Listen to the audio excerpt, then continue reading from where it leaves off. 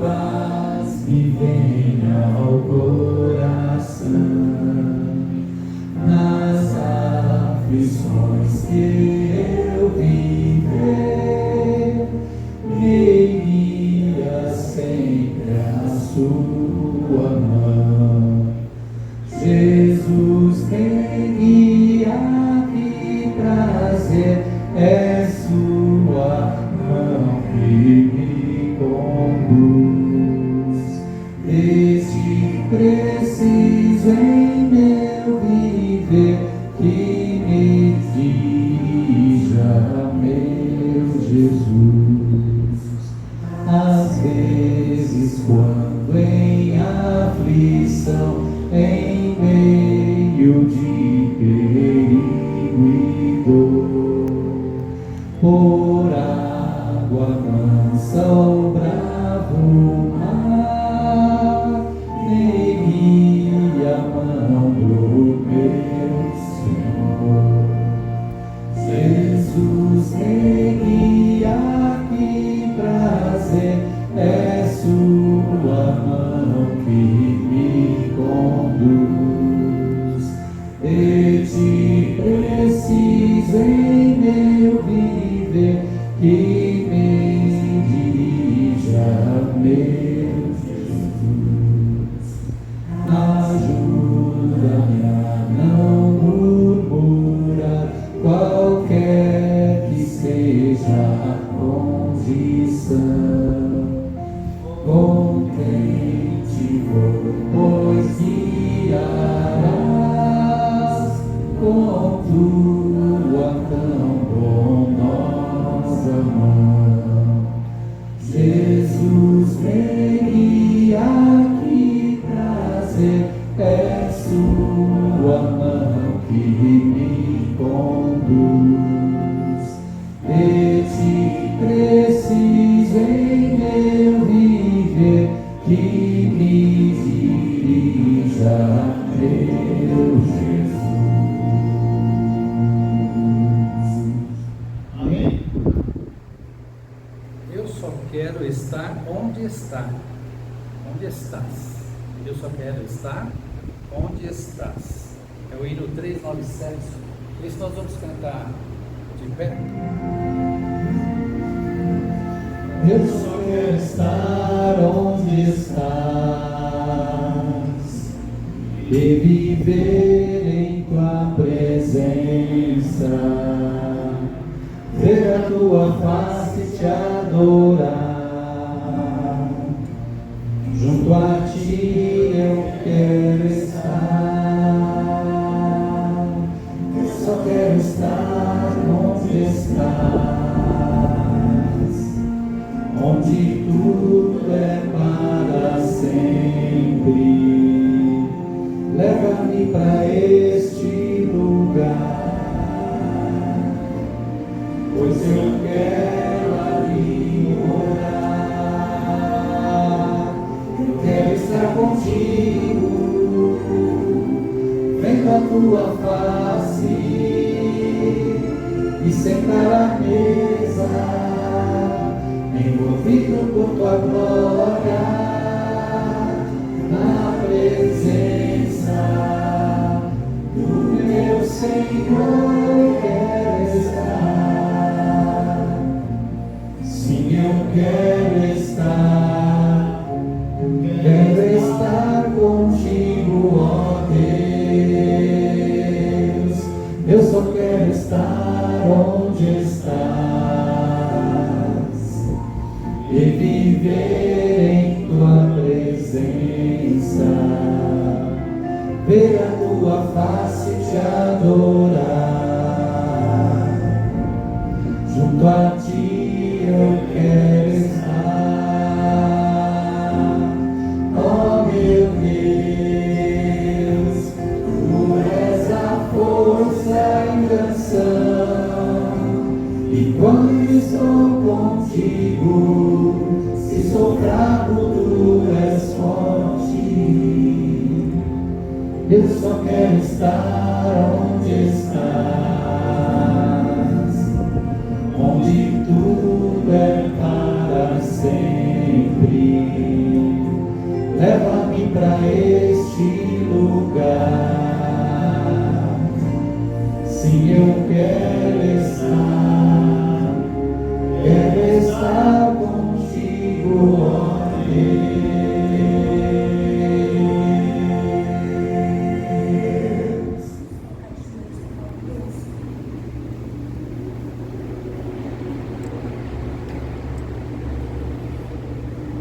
Deus, querido Pai que está nos céus, muito obrigado, Senhor, por nos ajudar a estar aqui hoje. Amém. Por Senhor preparar todo o nosso dia para que nós pudéssemos chegar até aqui, para te louvar, te adorar e para aprender mais de ti, Senhor. Amém.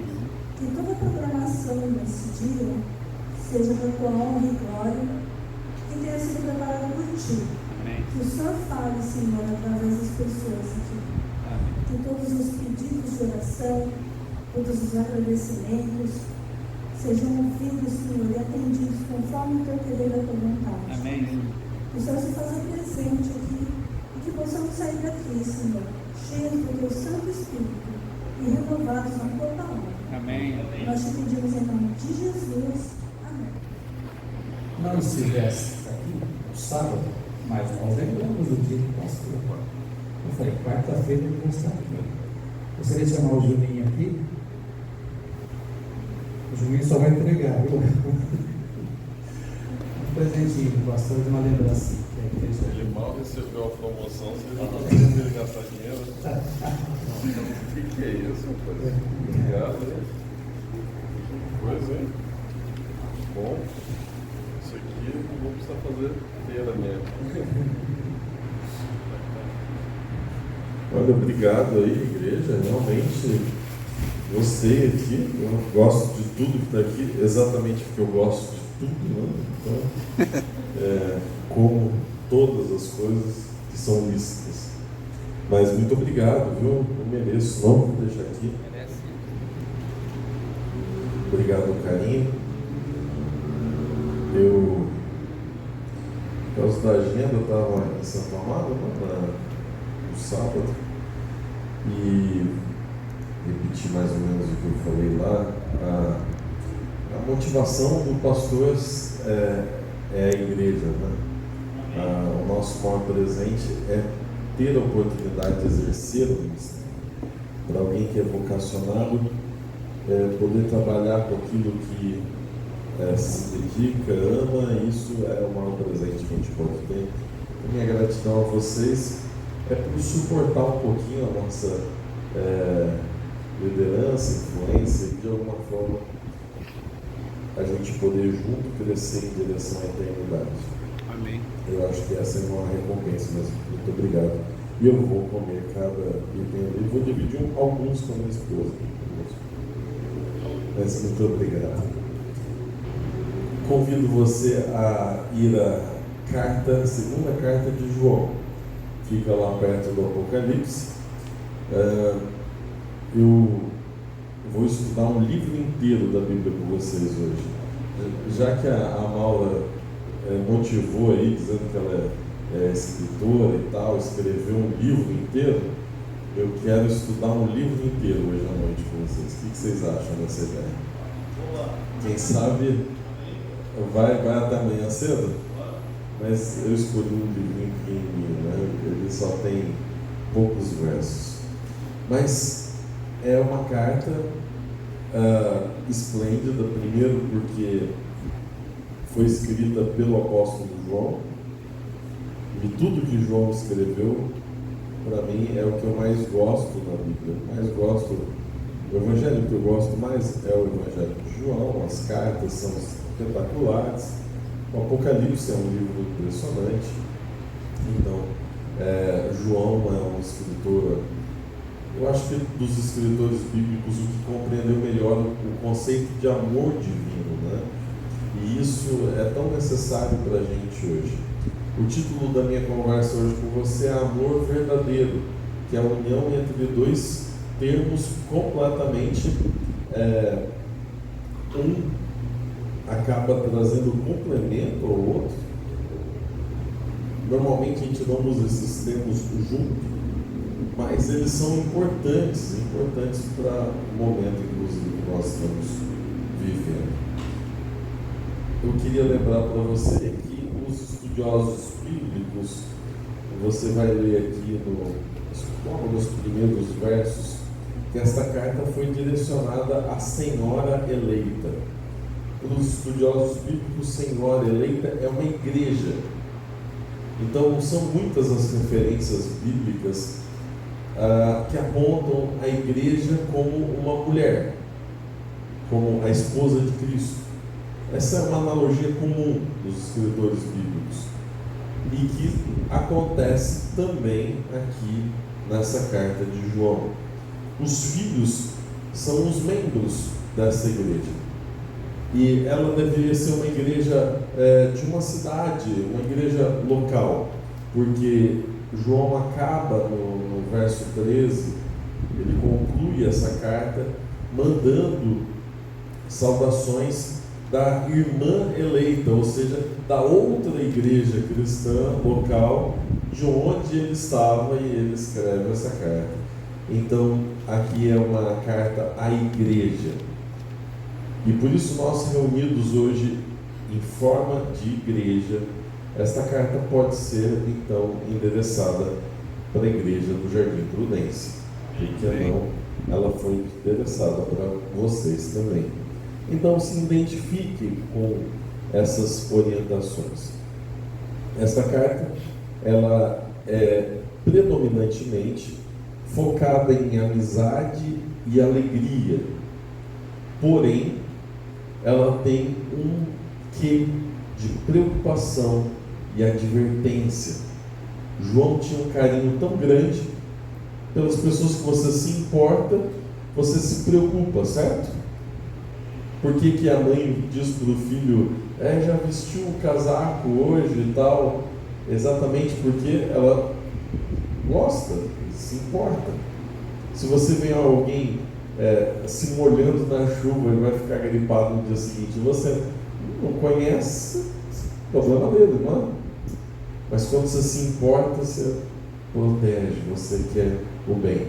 A advertência vem nesse sentido. Nos versos 1 a 3 tem a saudação inicial dessa carta. O presbítero, que é João, ele se auto-intitula presbítero, que é um termo para líder religioso, né? Um líder da igreja. A Senhora, esse acraseado mostra que ela é o destinatário, a Senhora eleita, e aos seus filhos, a quem eu amo na verdade. Agora você vai ver uma repetição desses dois termos andando juntos: amor e verdade. Ele ama, mas ele não ama de qualquer jeito, ele ama na verdade. E não somente eu, mas todos os que conhecem o quê? Verdade. Por causa da verdade que permanece em nós e conosco estará para sempre. O conceito de verdade, ele está aqui presente de maneira plena, né? João está preocupado de que este conceito fosse compreendido pela eternidade, pela igreja. E ele diz assim: e a graça, misericórdia e paz da parte de Deus Pai e de Jesus Cristo, o Filho do Pai, serão conosco em verdade e amor. Percebeu que aqui ele está enfatizando demais essas duas palavras. O termo verdade aqui, que João usa pelo menos 4 vezes nesses primeiros 3 versos, ele significa realidade. Deixa eu dar um exemplo para você de como verdade e realidade se confundem. Qual capítulo, pastor? Você não falou. É porque não tem capítulo, é só um. A carta de 2 João, segunda epístola de João. Só falou João. É a segunda epístola de João. Não, acharam, né? Tá bom, desculpa. Segunda epístola de João. Alguns de vocês têm balança em casa? Tem balança? Balança é igual à realidade, certo? Porque eu olho no espelho, você vê que eu não fecho o terno, né? Por isso que a gente usa aberto. Eu tenho um conceito, eu tenho uma visão da realidade, certo? Eu penso uma verdade sobre mim. Mas a balança é o fiel, né? Porque eu subo na balança e ela vai dizer assim, sem dó, está obeso, certo? Sim. E isso é realidade. Eu posso dizer, eu sou magro, eu posso dizer, não, eu tenho que comer mais, mas se a balança disser que eu estou obeso, eu não posso discutir com a balança, porque ela é realidade, aquilo é verdade. Digamos que a sua balança ficou velhinha, ficou idosa, e começou a medir uns 5 quilos a menos. Então, no mostrador, você coloca 5 quilos, ela mostra 0. Ok? Aí você sobe na balança e você diz, puxa, emagreci. Não parece, a calça nem abotou, mas se a balança está dizendo. Uma balança desregulada é uma realidade distorcida. Porque você acha uma coisa, mas ela está mentindo para você. Quer ver outra coisa? Relógio. Aquele relógio, por exemplo, lá do fundo, né? O Arnaldo arruma toda semana. Ele vira e mexe. Ele atrasa ou adianta? Atrasa. Então, ele atrasa. Um relógio atrasado, o do meu carro está assim, não sei porquê. Cada vez que, sei lá, dá uma parte lá que dá uma falhadinha, ele perde uns segundos. Então, relógio atrasado vai dizer que você está sempre no horário. Você sempre está adiantado para as coisas. Só que por que quando você chega no lugar, você é o único atrasado? Porque a sua realidade está distorcida. A sua vida está baseada numa verdade mentirosa. Numa mentira. Percebeu como o conceito de verdade é extremamente importante para a nossa felicidade? Porque você pode achar que o mundo todo está errado. Por que todos os colegas de trabalho chegam antes que eu? Por que eles querem ser melhores do que eu? E você cria um monte de teorias, mas o que está errado? O seu relógio, a sua realidade. Por que essa roupa, estão fazendo a roupa num número cada vez menor, essa forma dessa roupa? Que coisa horrível essa indústria da moda que quer nos castrar, nos deixar sempre parecendo mais gordo do que nós somos. Não, é a sua balança que não está medindo. Amor baseado num alicerce, numa realidade distorcida, também vai ser um amor distorcido, vai ser um amor falso, mentiroso. Dou um exemplo. Vira e mexe na mídia, sai aí geralmente é um homem que cometeu aí um feminicídio, né, que é alguma coisa relacionada à violência da mulher, né, ao homicídio da mulher, e ele vai ser entrevistado e o que ele diz sobre a pessoa que ele acabou de assassinar? Eu amava. Como esse amor resultou em assassinato? É um amor baseado numa realidade distorcida, na mentira. Como cristãos, nós precisamos então entender aonde está a realidade. Você não precisa abrir a Bíblia, porque eu só vou citar esses textos, mas em João 14,6, no Evangelho de João, Jesus Cristo é a verdade. Uma pessoa é a verdade. Jesus é a verdade. Já no capítulo 17, verso 17, a palavra de Deus é a verdade, a Bíblia é a verdade. E Deus revelou a verdade na pessoa do seu Filho e nas palavras, nas páginas da Bíblia. Mais do que isso, além de ter revelado a verdade na Bíblia e na vida de Jesus Cristo, Ele enviou o Espírito da verdade para ensinar e capacitar o cristão a conhecer a verdade. Se a verdade é em forma de pessoa, então ela é relacional. Por isso, João está dizendo: ame na verdade, por causa da verdade.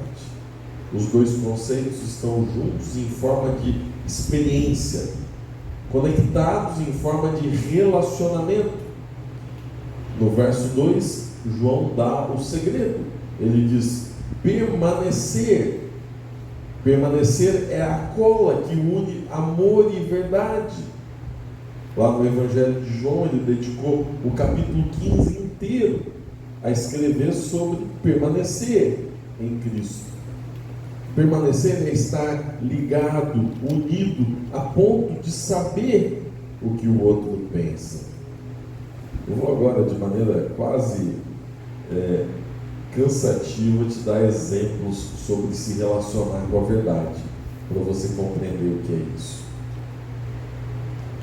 Toca o seu telefone, está lá mostrando desconhecido, e você está de muito bom humor, né? Porque a gente não atende telefone desconhecido. Eu não atendo telefone desconhecido, que geralmente é um robô vendo se é você mesmo, para alguém chato ligar em seguida tentando te vender alguma coisa.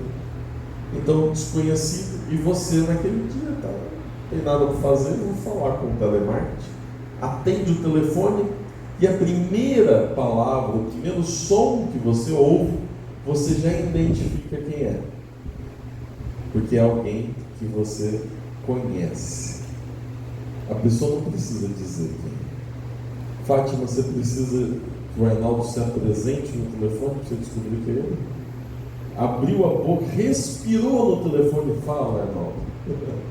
Que esposa às vezes aprende assim: fala, Arnaldo, o que você quer? Não é? Respirou, você já tem certeza de que é você.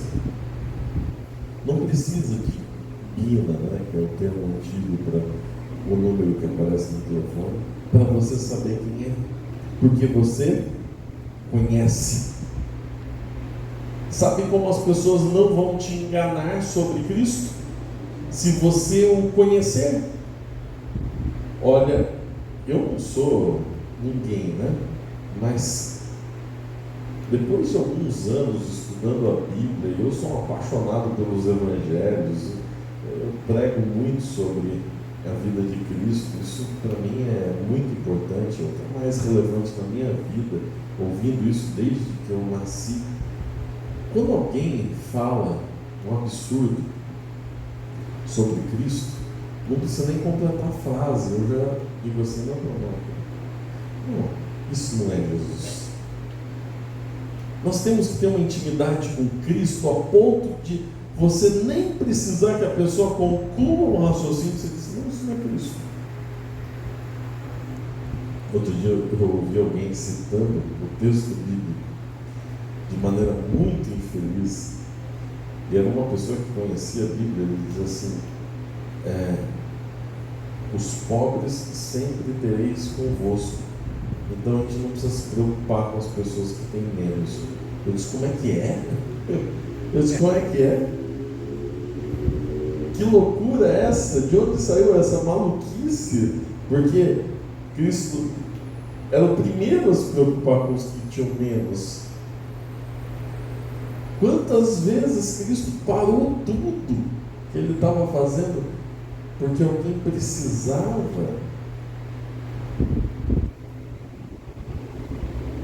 Quantas vezes Jesus estava caminhando por uma rodovia e tinha um pedinte, e ele parava a sua comitiva para ir até lá e curar essa pessoa. Cristo se importa, sim, com aqueles que sofrem mais. Aliás, ele sempre equilibrou essa balança. Absurdo. Eu vou dar um outro exemplo. Quem é mãe aqui sabe exatamente como é um filho tentando mentir, não é não? Já te enganaram como mãe? Já te enganaram? Ou normalmente começa a falar, você já... Opa, isso aqui está meio estranho, não é assim que fala. Minha mãe detectava a minha mentira antes de eu começar a falar. Só pelo jeito que eu me aproximava, ela já não, filho, já não vai por esse caminho não. Não é verdade? Como é que as mães detectam, tem esse detector de mentiras interno? Conhece. O filho saiu do seu ventre, né? Você sabe exatamente o que ele sente, fala, você conhece cada fio de cabelo. As mães às vezes ligam para o filho quando estão longe e dizem: filho, o que você está precisando? Não falei nada, mãe. A gente está conectado de alguma forma, né? A gente está junto, conheço, intimidade. Última ilustração, porque eu acho que esse é o ponto-chave do que a gente está falando hoje. Diz que existem pessoas especialistas em detectar notas de dinheiro falso. Essa profissão deve estar acabando porque a gente não usa mais nota, né? Mas nota de dinheiro falso, tem um especialista. E diz que o treinamento dele começa estudando vários tipos de técnicas que existem na nota para anti-falsificação. Então, tem textura, tem peso, tem gramatura, tem os símbolos, tem código, tem coisa que só dá para ver numa luz, não sei o que lá, e ele estuda isso. Mas para concluir o processo, para ganhar o diploma, a última fase é o seguinte: eles sentam numa mesa, eles colocam pilhas de dinheiro e mandam ele contar. Pilha de 1, pilha de 10, pilha de 5, ele fica lá contando. Dia inteiro, 8 horas contando dinheiro. No outro dia, chega cedo, sai à noite, sem estudar nada, só contando dinheiro. Depois de alguns dias, no meio daquele bolo, eles colocam uma nota falsa. E diz que esse técnico, ele não precisa recorrer a livro, ele não precisa fazer nada, porque na hora que ele toca na nota falsa, ele diz que essa aqui é falsa. Eu não preciso nem fazer nenhum teste. Por quê? Porque ele se acostumou tanto com a verdadeira. Ele ficou tanto tempo com ela nas mãos. Convivência, relacionamento, que quando chega a falsa, isso aqui não é. Essa nota eu desconheço, isso aqui não está certo. Eu estou convidando hoje você para ficar tão perto, mas tão perto de Jesus, que você reconheça quando a verdade está sendo distorcida. Porque realidade distorcida vai te afastar da eternidade. No verso 3, João mostra como é que essa igreja chegou até lá.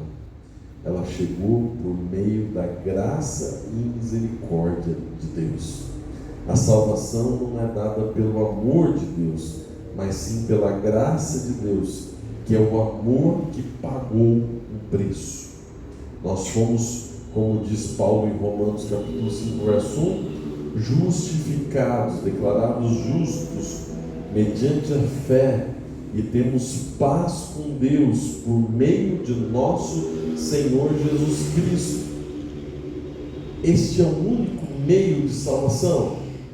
João deixou esse texto aqui para deixar claro que esta é a verdade sobre a nossa salvação. Não existe outro meio. De vez em quando eu vejo as pessoas em pânico. dizendo assim: se tal coisa acontecer, o mundo vai acabar. Então vamos lutar para ela não acontecer, para a gente viver mais uns diazinhos nesse mundo mau. Eu disse, a lógica não é ir logo para o céu? Se o mundo acabar, a gente não vai ficar feliz? Porque significa que Jesus voltou e acabou o pecado, não é isso? Amém. Ou eu estou lendo outra Bíblia? Na minha Bíblia, Jesus diz assim: eu vou voltar e vou levar vocês e vai acabar o pecado. E eu não aguento mais o pecado. Então, se Jesus vai voltar, se o mundo vai acabar, que acabe logo. Amém. Agora, por que a gente está tão apegado, né? Não, porque eu ainda não estou pronto.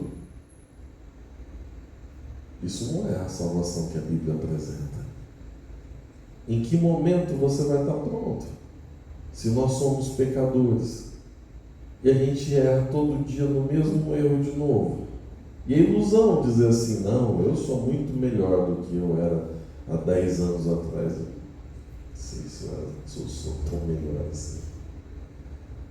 Eu só estou aqui na igreja pregando pela graça de Deus. Amém. Porque Ele pagou um preço pela minha vida e pela vida de cada um de vocês. Amém. Então, nesse instante, eu me sinto digno de falar sobre isso, de viver essa bênção, exatamente porque Cristo morreu na cruz para nos salvar. Não porque eu sou melhor hoje do que eu fui ontem. Isso não é assim, não tem essa lógica. Eu vou pular alguns versos e ir para os versos 7 a 11, para a advertência, porque eu quero concluir a nossa conversa no clima positivo do texto. Então, para isso, eu preciso reorganizá-lo um pouquinho. Verso 7. Aqui vem a advertência, tá? São palavras duras, fortes, mas importantes. Porque muitos enganadores têm saído pelo mundo, os quais não confessam Jesus Cristo vindo em carne. E assim é o enganador e o anticristo. Forte, não? João está dizendo: cuidado, porque tem muita gente por aí que engana, que mente, que adultera a verdade. E eles saem por aí falando absurdos e não confessam que é Jesus Cristo, que Ele veio em carne, ou seja, não reconhecem a natureza de Cristo. E se alguém não é por Cristo, é anticristo.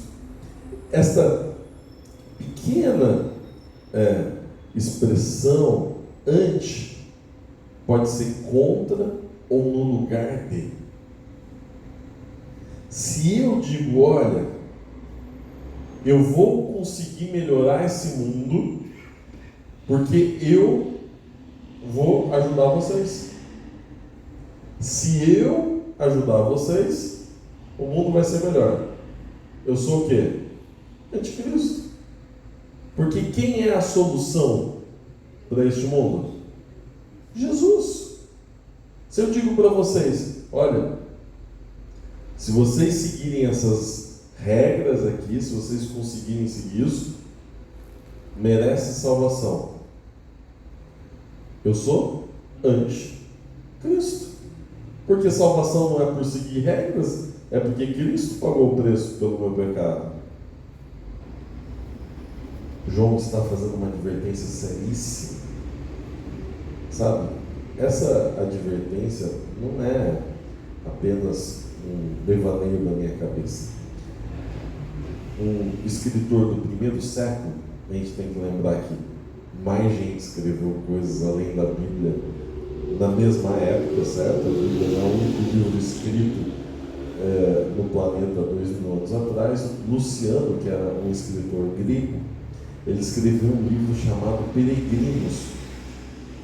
E quando, os historiadores leram esse texto, ele descrevia a vida de um pagão.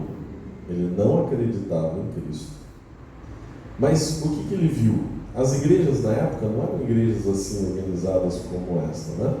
Eram igrejas nos lares. As pessoas se reuniam nos lares, juntavam 2, 3 famílias e ali faziam culto e tudo mais.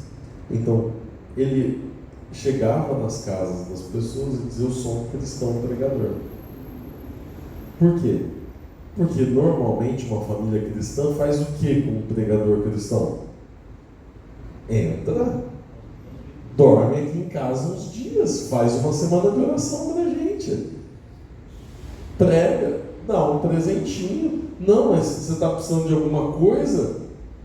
E ele disse: olha, acho que dá para ganhar um dinheiro com isso. E esse cidadão então ia de cidade em cidade, pregando doutrinas falsas, porque ele nem acreditava em Cristo, se aproveitando da hospitalidade dos outros. E por isso que João, em seguida, no verso 8, diz: acautelai-vos, para não perderdes aquilo que temos realizado com esforço, mas para receberdes completo galardão. Ele está dizendo: cuidado, você já andou um trajeto enorme, você já fez um monte de coisas para se tornar um cristão. Cuidado, isso é precioso para você não perder sua salvação. Todo aquele que ultrapassa a doutrina de Cristo e nela não permanece, não tem Deus. Ou seja, ou você segue a verdade, ou você não tem Deus. Não se engane com o é próximo da verdade. Um pouquinho de mentira junto com a verdade torna a verdade completamente mentirosa. Ou a gente não lembra dos primeiros versos da Bíblia, onde Satanás, travestido de serpente, falou para Eva: Deus disse para não comer nada, né?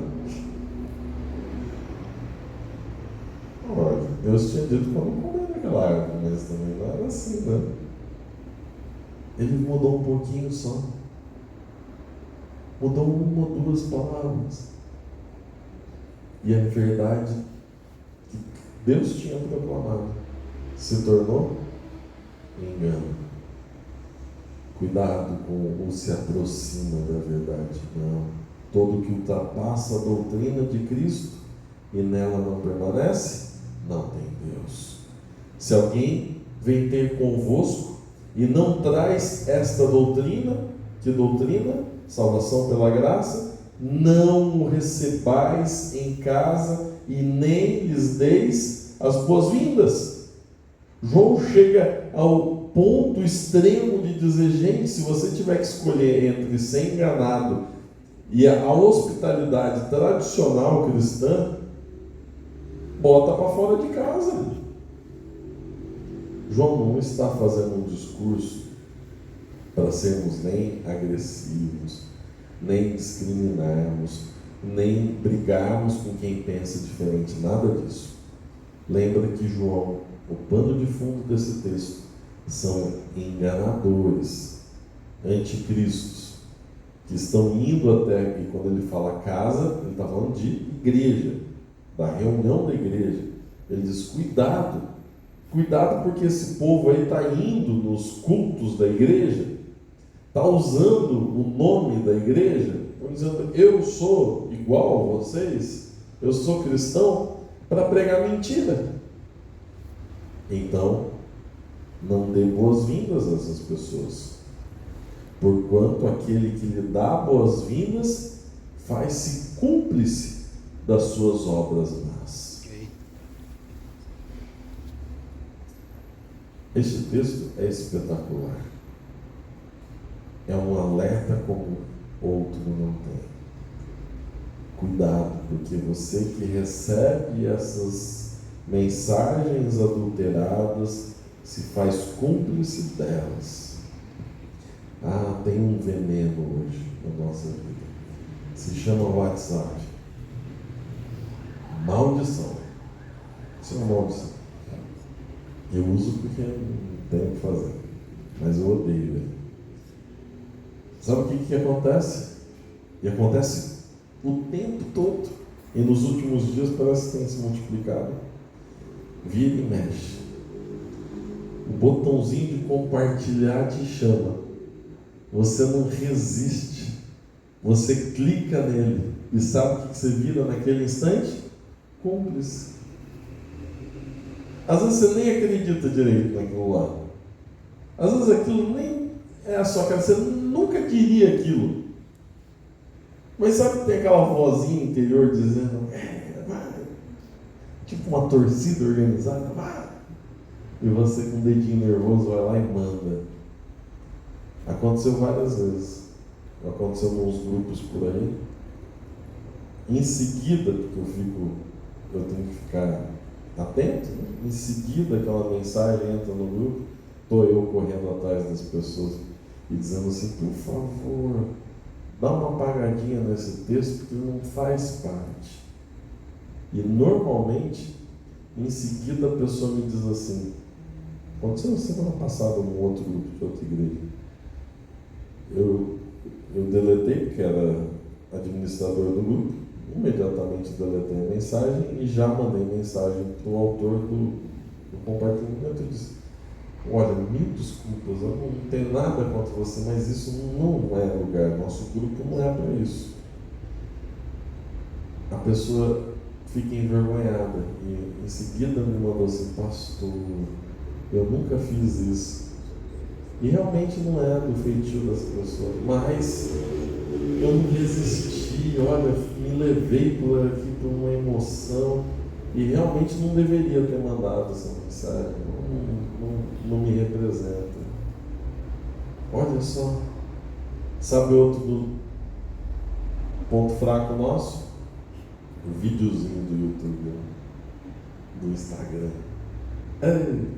Aí aparece um homem eloquente, fala bonito, com a voz impostada, cita 2, 3 versos e em seguida introduz uma mensagem mentirosa. Até diz que pertence à mesma religião que você, mas no fim ele está interessado só na quantidade de pessoas que visualizou aquilo ali. Porque não se engane, cada visualização do YouTube são centavinhos no bolso de quem publicou aquele vídeo. Ninguém é inocente, por isso que tem propaganda. Por isso que tem 2 propagandas antes e tem propaganda no meio do vídeo. O que significa isso? Vídeo monetizado. Pronto. O que isso significa? Que tem alguém ganhando dinheiro. Os nossos canais aqui não são monetizados. Na igreja não é. O nosso negócio, se a gente diz assim, é pregar o evangelho, não é fazer vídeo no YouTube. Agora, gente por aí que coloca ainda o endereço do Pix na descrição, ele tem um interesse a mais do que simplesmente levar o evangelho. Seja membro. Seja membro, que daí paga uma taxinha lá. Cuidado! Eu não estou dizendo para você expulsar as pessoas da sua casa, e nem foi isso que João disse. Não estou dizendo para você brigar com as pessoas na rua, é o contrário disso. Mas eu estou dizendo cuidado com aquilo que entra na sua casa, cuidado com aquilo que entra na sua mente, principalmente quando se está em jogo a verdade sobre a salvação. Eu queria terminar com os versos 4 a 6. Aqui o tom muda. João diz, fiquei sobremodo alegre em ter encontrado dentro dos teus filhos os que andam na verdade, de acordo com o mandamento que recebemos da parte do Pai. O que a advertência, ela é uma vacina, não é um remédio.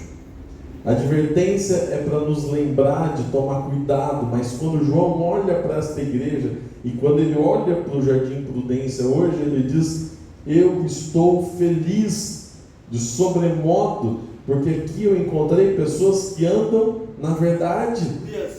Aqui existem pessoas que acreditam na salvação por Cristo, pela graça. Aqui existem pessoas que são fiéis às Escrituras. Então, olha, a advertência é para que a gente não corra o risco. É a tal da frigideira quente. Não é porque a gente se queimou, porque a gente pode se queimar. E agora, Senhora, peço-te não como se escrevesse mandamento novo, senão o que tivemos desde o princípio, que nos amemos uns aos outros. Se há algo a fazer hoje de verdade, é praticar o amor no nosso meio. O amor verdadeiro, baseado no conhecimento do Deus verdadeiro. E o amor é este, que andemos segundo os seus mandamentos. Eu queria só trazer uma última informação. Quando ele fala aqui mandamento, ou mandamentos no plural, ele na verdade não está só se referindo aos 10 mandamentos. A gente às vezes estreita um pouco a visão e tudo que é mandamento, a palavra mandamento na Bíblia, vira os 10 mandamentos, né? Mas mandamento é tudo o que Deus disse. Se Deus disse, é um mandamento, porque a gente deveria seguir, não? Toda a palavra de Deus. João está aqui olhando para o mandamento no conceito mais amplo, tanto que ele diz: este mandamento, como ouviste desde o princípio, é que andeis nesse amor. Meu apelo para você hoje é: primeiro, tenha a sua realidade baseada na verdade.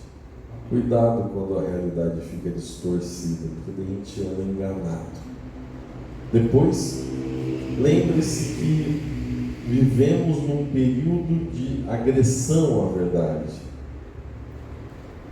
Então, cuidado com o que você ouve, compartilha, lê, se posiciona. Finalmente, se algo nós devemos fazer hoje é buscar praticar o amor aqui na nossa comunidade ou em todos os nossos relacionamentos. Praticar o amor significa cuidar daqueles que mais precisam. Praticar o amor significa ter misericórdia e perdão pelos outros. Praticar o amor significa ser pacificador e não entrar em confusão. Isso é amor. Finalmente, amor é irmos juntos, lado a lado, apesar das nossas diferenças, rumo ao único lugar de salvação, que são os braços do nosso Salvador. Amém. Você quer andar neste caminho? Você atende a este apelo de amar uns aos outros? Sim? Então fique em pé. Eu vou pedir que Deus nos abençoe, nos conduza no restante dessa semana. Senhor Pai que estás nos céus, obrigado, Senhor, porque aqui o seu povo, a sua igreja se reuniu e nós descobrimos na tua palavra quantos ensinamentos poderosos. Queremos nos relacionar com a tua verdade, queremos amar de verdade. Gostaríamos também que o Senhor nos ajudasse a nos proteger dessas influências que vêm atrapalhando nossos conceitos, nossa mente, nossas decisões. Mas finalmente, Senhor, que se existe algo que vamos colocar nossa energia, colocar nossa vontade em amarmos uns aos outros, que esta seja a mensagem central desta igreja e da nossa vida. Senhor, ainda temos alguns dias nesta semana. Por favor, continue conduzindo os teus filhos. Os abençoe os pedidos feitos aqui. Também se alegre junto conosco pelas bênçãos que recebemos. E, Senhor, volte logo, porque deste mundo mal nós não queremos nada. É isso que nós pedimos e agradecemos por amor e em nome de Jesus. Amém. Amém. Você pode sentar, a gente vai tocar uma música para se despedir. E eu queria adiantar, acho que eu posso adiantar isso pelo que a gente viu lá no grupo do Acionato. A nossa ideia aqui como igreja é não ter o nosso culto de domingo. Então, nosso próximo encontro vai ser sábado, 9 da manhã aqui na Escola Sabatina. Mas o culto de domingo a gente vai fazer uma pausazinha nesse domingo. Você sabe, a gente vai ter eleição no domingo, né? E ali o nosso culto é das 7 às 8. 8 e pouco é o horário que sai a definição. Existe aí um conflito grande entre metade do país contra a outra metade, tanto faz de que lado você votar no domingo. Nós apoiamos você votar em quem você quiser, aqui não tem partido, não tem política, mas a gente sabe que o lado que perder pode ser que não aceite bem, pode ser que tenha confusão nas ruas, e eu não quero colocar você em risco, né? Imagina sair aqui da igreja, fazer o trajeto até em casa, num horário que pode ser que a rua não esteja segura. Então a gente vai fazer uma pausa nesse domingo, é só um culto, só um domingo, a gente vai estar em casa em oração e fuja dessas confusões, faz o seu papel e toca a vida, que o nosso trabalho mesmo é esse, amar uns aos outros. O resto é coisa desse mundo. Deus abençoe você, sábado, aqui 9 horas.